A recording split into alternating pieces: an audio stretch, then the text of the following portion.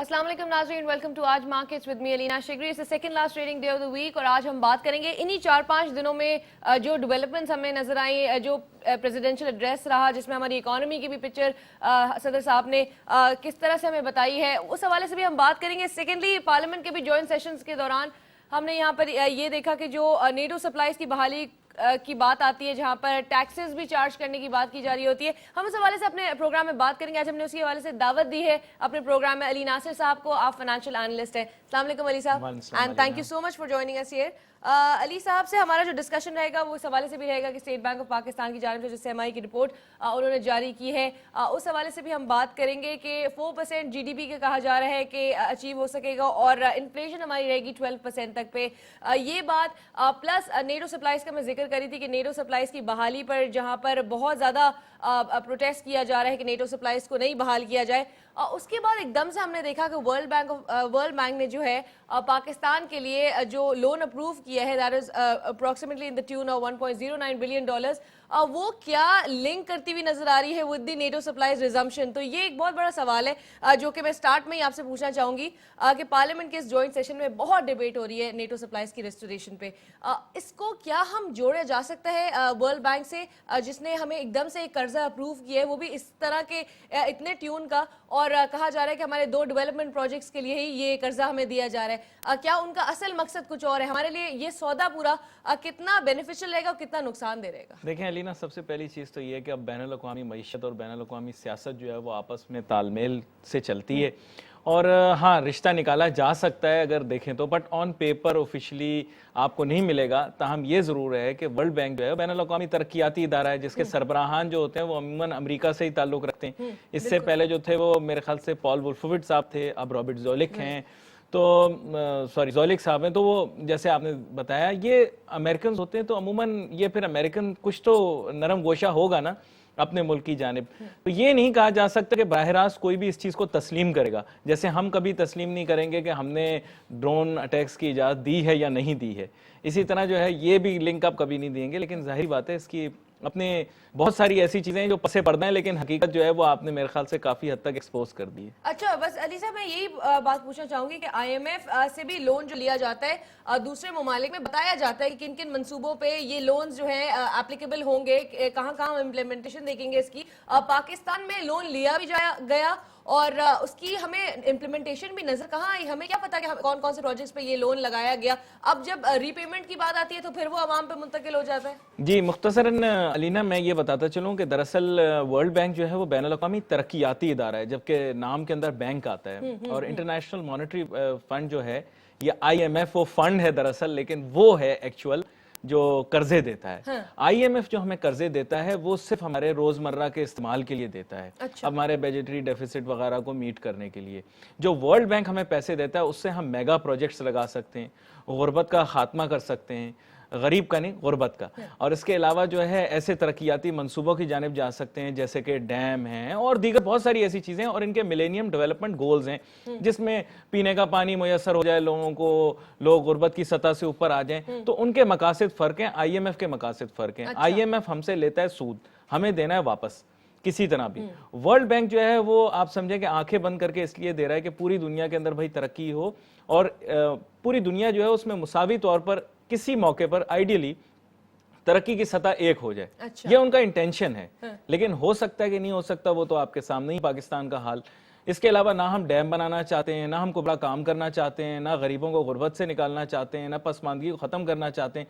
तो world bank के पैसे हमारे किस काम आएंगे? हम तो फॉरेन टूर लगाना चाहते हैं, इंजॉय करना चाहते हैं लाइफ, जैसे आपने बताया कि गरीबों का गला घोंटना चाहते हैं, चीज़ों को महंगा करना चाहते हैं, माशियात को बेकाबू करना चाहते हैं। यानी कि अभी भी हमें अगर जो कर्जा दिया जा रहा है उससे कोई आप बड़ी डेवलपमेंट नहीं होते हुए देख रहे हैं? जी ऑब्जेक्टिव नहीं है ना हमारा ऑब्जेक्टिव होना चाहिए ना। ऑब्जेक्टिव अगर हुकूमत का ये हो कि जी हम लोगों को मुलाजमतें देंगे, लोगों को नौकरियां देंगे, गुर्बत और पसमानदगी कम करेंगे, महंगाई कम करेंगे, बिजली की कीमतें नहीं बढ़ाएंगे, पेट्रोल की कीमतें नहीं बढ़ाएंगे, अवाम पे जो है सारा बोझ ट्रांसफर नहीं करेंगे जैसे आपने बताया टैक्सेशन का और दीगर चीजों का, कर्जों का। कमोडिटी प्राइसेस प्रेसिडेंशियल एड्रेस में भी जरदारी साहब ने ये मेंशन किया था कि ग्लोबली जितना हमने स्पाइक देखा कमोडिटीज की प्राइसेस में, उस हद तक जो है हमने नहीं ट्रांसलेट होते हुए अपनी इकोनॉमी में देखी। मैं यहाँ पर आपसे ये पूछना चाहूंगी, आपने जिक्र किया कि हम बड़े तबाही की तरफ चले गए, डिफरेंट फैक्टर्स है, नेचुरल نیچرل کیلامٹیز نے بھی بہت پاکستان کو ہٹ کیا, بیک ٹو بیک ہم نے دیکھا کہ ہٹ کرتی ہوئی نظر آئی, جہاں پر فلڈز نے بہت متاثر کیا, ہماری روڈز جو ہے وہ تباہ ہو گئی, انفراسٹرکچر پورا جو ہے آن دا ہول تباہ ہوتے ہوئے نظر آیا. اب ریکنسٹرکشن کی جہاں پر بات آتی ہے تو وہ کہتے ہیں کہ آپ اگر نیٹو سپلائیز بحال بھی کریں تو آپ ٹیکسز چارج کریں, so that we can amend all these things that have been broken because of the یعنی پیسے دے کے سارا غلط کام کر لو پاکستان میں, بس ہمیں پیسے چاہیے. ریکنسٹرکشن مانگ رہے ہیں نا, پاکستان کی انفراسٹرکچر کو بہتر بنانا مانگ رہے ہیں, تو لیکن آپ کو لگتا ہے کہ پھر نیٹو سپلائیز ہم بحال کریں گے؟ نہیں, نیٹو سپلائیز تو ہمیں بحال کرنی پڑیں گی, وہ ہماری مجبوری ہے, کیونکہ دینے والا ہاتھ اور لینے والا ہاتھ جو ہے وہ ایک سچویشن فرق ہوتی ہے. تو ہم ہر چیز کو جسٹیفائی کر دیتے ہیں کہ جی ہم پیسے لے لیں. پہلے بھی میں نے یہی دیکھا, ویسے یہ ہمارے موضوع سے تھوڑا سا ہٹ جائے گا, لیکن سیاستدان بھی کہتے ہیں جی ہم نے وار آن ٹیرر پہ اتنی مدد کی, ہمیں پیسے دیں, ہمیں پیمنٹ دیں. تو دراصل پیسے دے کر جب آپ اپنے ملک کی سالمیت کو فروغ کرنے کی کوشش کریں گے تو وہ پھر نقصان دہ ہوگا in the longer run. NATO supplies تو آپ کو مجبوراً بحال کرنی پڑیں گی, because they are right next to you. اب تو وہ آپ کے نزدیک آ چکے ہیں, ایران تک آ چکے ہیں, they are security issues also associated. اس کے علاوہ میں آپ کو یہ بھی بتاتا چلوں کہ نیٹو کے پاس بھی اور آپشنز موجود نہیں ہیں. اگر وہ سی آئی ایس اسٹیٹس کے پاس جاتے ہیں تو وہ بہت ایکسپینسو پڑے گا ان کو, ظاہری بات ہے, ایئر فریٹ وہاں تک پہنچانا, وہ لینڈ لاکڈ ہیں, وہاں پر سی نہیں ہے.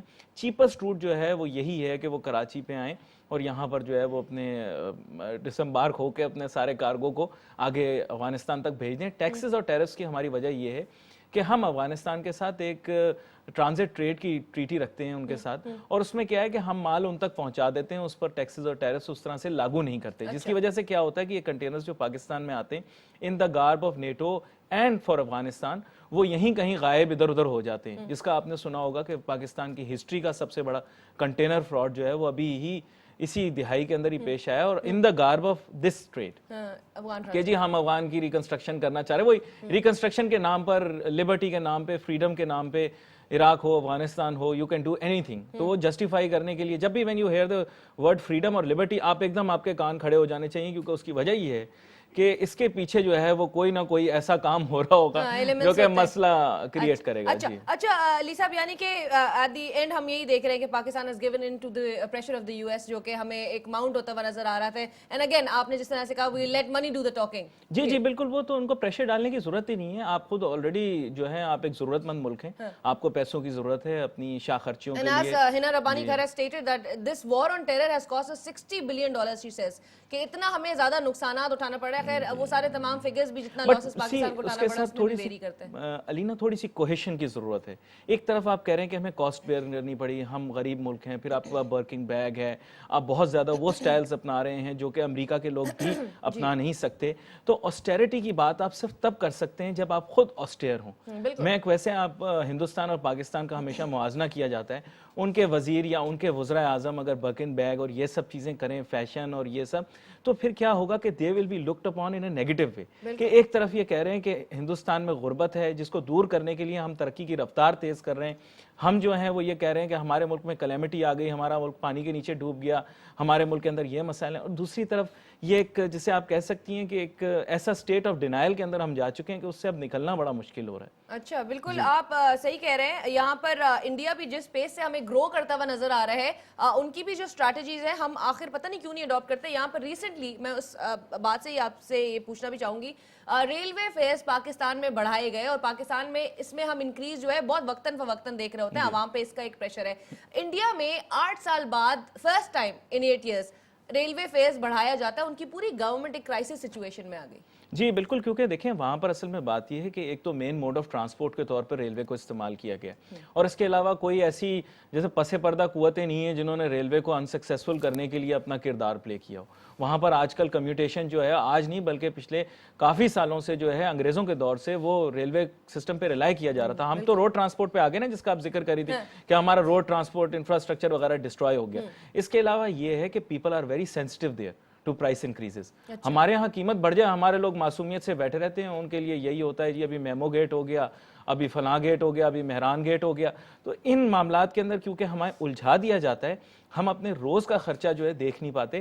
آپ حیران ہوں گی علینا کہ تنخواہوں کے اندر بالکل اضافہ نہیں ہوا, دوسری جانب چیزوں کی قیمتوں میں اضافہ ہو گیا.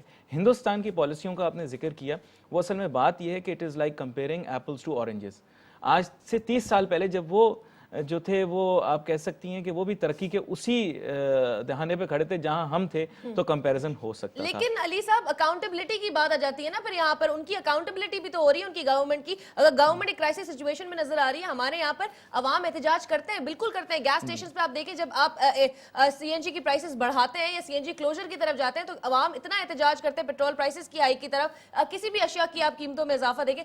گورنمنٹ تو نہیں ہمارے یہاں پر کرائسس میں آتی ہوئی نظر آ رہی نا. اصل میں پولیٹیکلی ہم اتنے ووکل ہیں نہیں جتنا ہم کلیم کرتے ہیں. تاہم یہ ہے کہ ود ان اسلامک کنٹریز اگر آپ کنسیڈر کریں تو ڈیفینیٹلی ہم پولیٹیکلی ووکل ہیں ان ایشوز کے اوپر.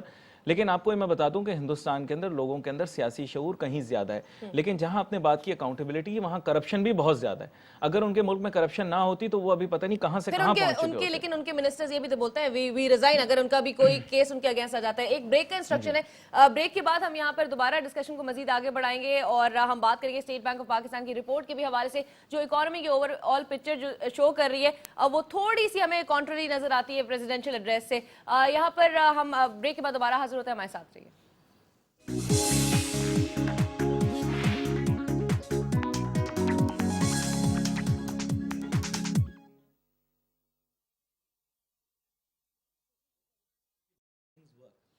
I mean, if you see someone like, if Manmohan Singh started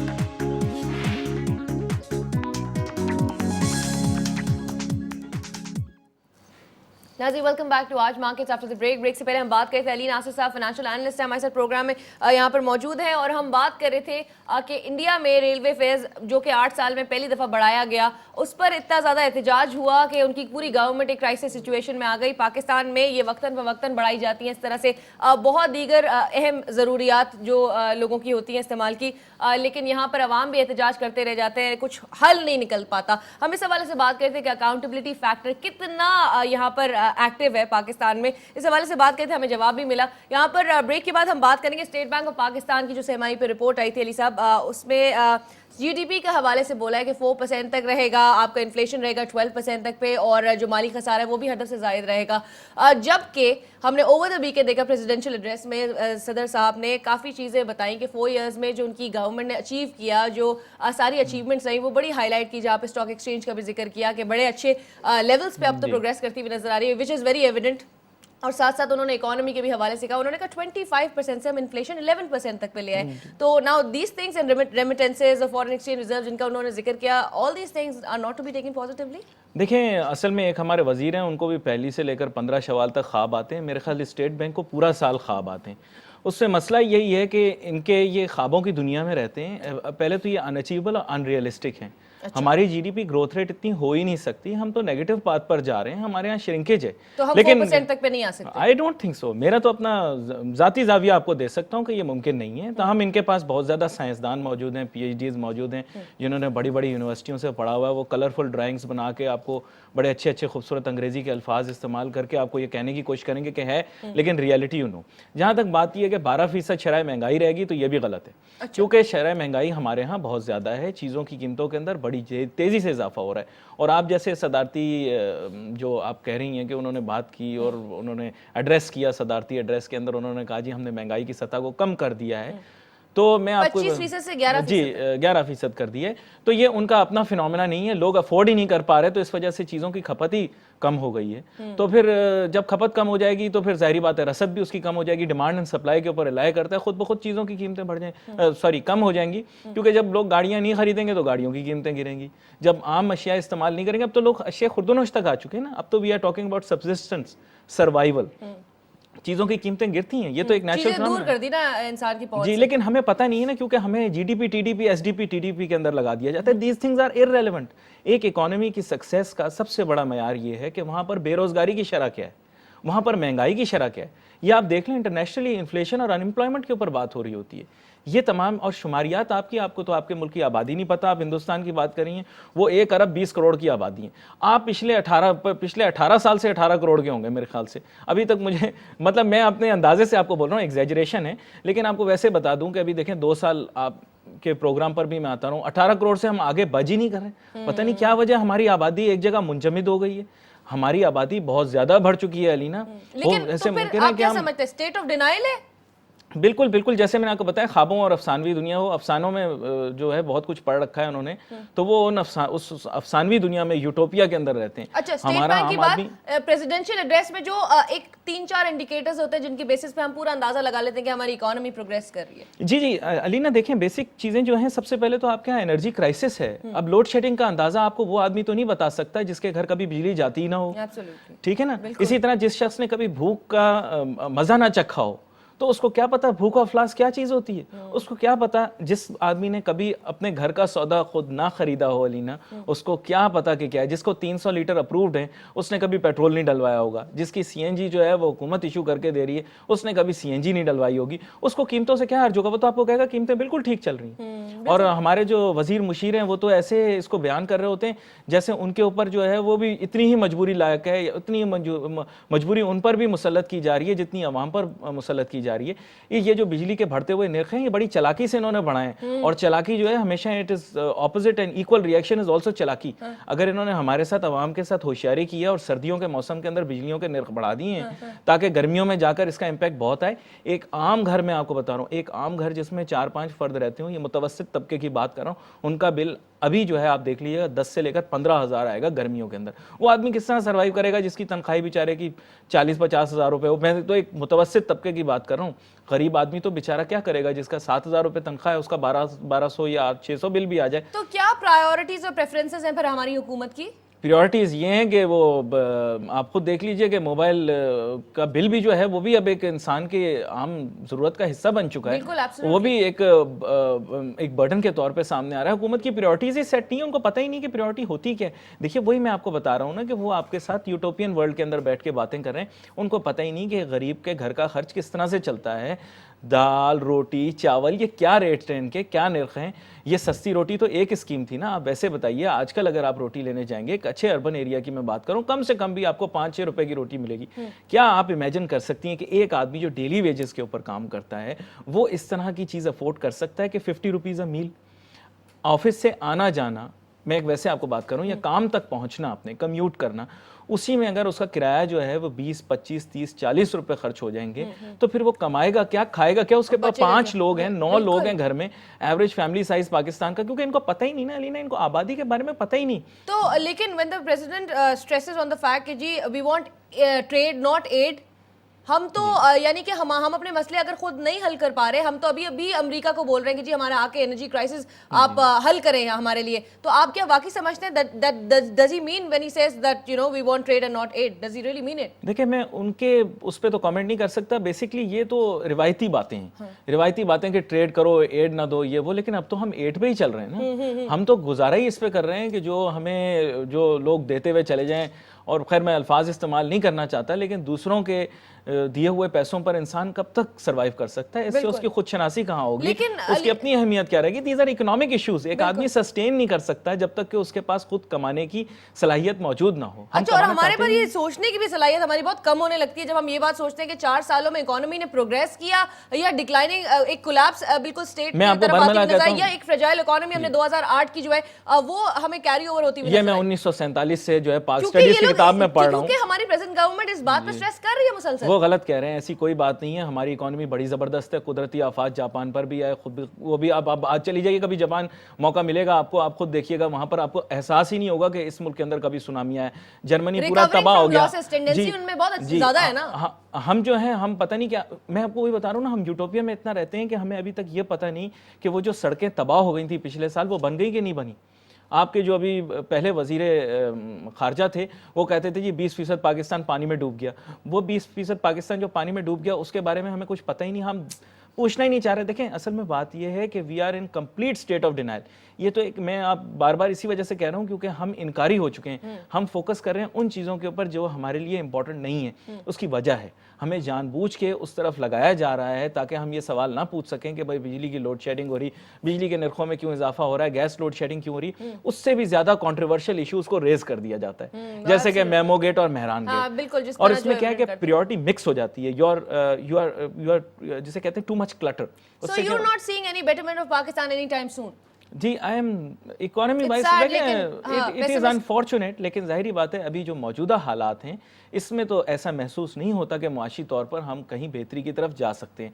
लेकिन चूंकि हमारी आवाम के अंदर इतना कुव्वत बर्दाश्त मौजूद है कि वो पिछले कई सालों से इन लोगों को बर्दाश्त कर रहे हैं, अपने हुक्मरानों को, और इनकी जो माशी जैसे जहरियत है उसको भी बर्दाश्त कर रहे हैं। तो मेरे ख्याल आगे भी बर्दाश्त करते रहेंगे, पाकिस्तान आगे भी नेक्स्ट जो भी गवर्नमेंट अगर आती है बिल फर्ज, तो ये फ्रेजाइल इकोनॉमी कैरी ओवर होते हुए नजर आएगी फिर in the real ji Alina, because this is a technical game. इसके लिए आपको साइंसदान चाहिए।